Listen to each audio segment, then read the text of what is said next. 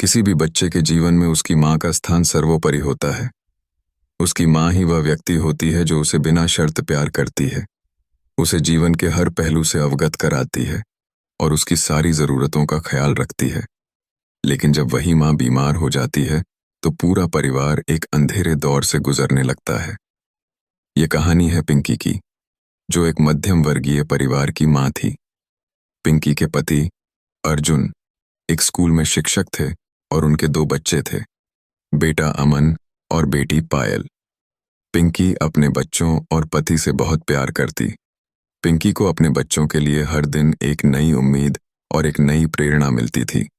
वह हमेशा अपने परिवार को खुश रखने के लिए मेहनत करती और घर के कामकाज के साथ साथ बच्चों की पढ़ाई और उनकी छोटी छोटी इच्छाओं को पूरा करती। वह अपने परिवार को चलाने के लिए बहुत मेहनत करती। वह सुबह जल्दी उठकर अपने बच्चों को तैयार करती और अपने पति के स्कूल जाने के लिए लंच बॉक्स तैयार करके देती।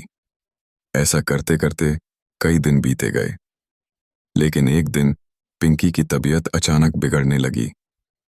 शुरुआत में तो उसने इसे सामान्य थकान समझा, लेकिन धीरे धीरे यह बीमारी बढ़ने लगी। शरीर में कमजोरी, सिर में दर्द और लगातार उल्टियां होने लगीं। आखिरकार एक दिन उसे अस्पताल ले जाया गया, जहां डॉक्टरों ने उसे गंभीर बीमारी का पता बताया। पिंकी को पता चला कि उसे कैंसर है और स्थिति बहुत ही गंभीर है। डॉक्टर ने पिंकी को बोला कि आपको इलाज करने की आवश्यकता है। आप अपने इलाज के लिए शहर जा सकती हो, जहां पर आपकी बीमारी का सही तरह से इलाज किया जा सकता है। लेकिन पिंकी ने डॉक्टर को मन कर कि वह उसके पति या उसके बच्चों को उसकी बीमारी के बारे में न बताएं।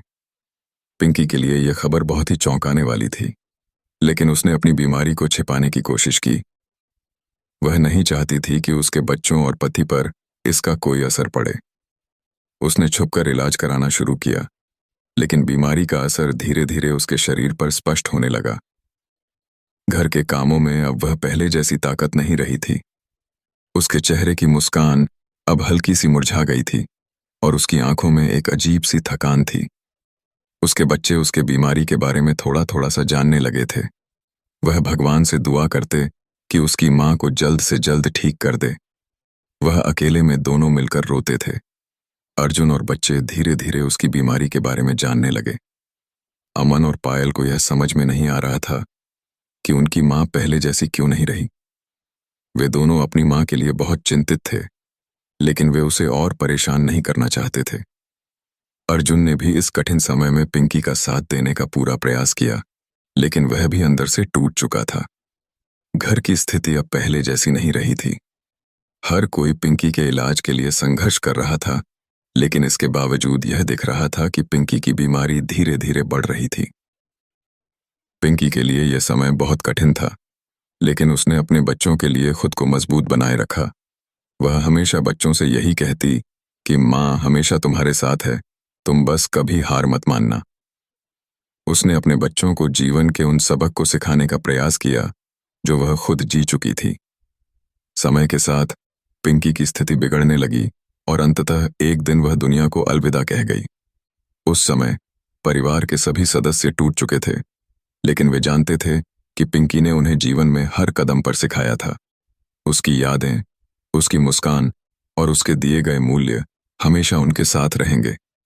अर्जुन ने यह निर्णय लिया कि वह अपने बच्चों को अपनी माँ की तरह ही एक अच्छा इंसान बनाएगा और उसे जीवन में हमेशा आगे बढ़ने की प्रेरणा देगा।